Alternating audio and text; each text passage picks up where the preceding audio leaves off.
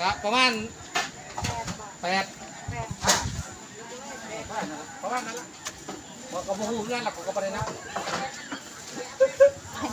ครับคอยกับสังขารโจรบ่ได้สั่งคอนเทนต์จักภาพเลยค่ะแต่ไงนะครับตัวทัพเจ้านะครับทำใหญ่ทำเป็นทางที่ไปนะครับรถจดเทียนนะครับมานะครับแต่ถือจะเกี่ยวกับนะครับที่อยากให้มาด้วยทำบุญสังฆทานของเราก็ไม่ดีนะครับเนี่ยแล้วแต่ถือว่าแล้ว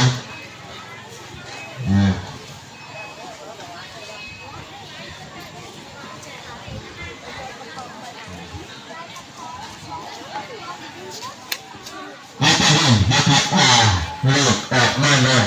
นะครับเขาสีแดงแยกนะครับแดงแยกของมันไม่หาสังฆทานของเขาไม่มีนะครับพันธิบาตนะครับ5เป็น543นะครับขนาดนะครับ543นะครับ2ราคางานนี้นะครับที่เราทำให้เว็บเอาไปทำงานเนี่ย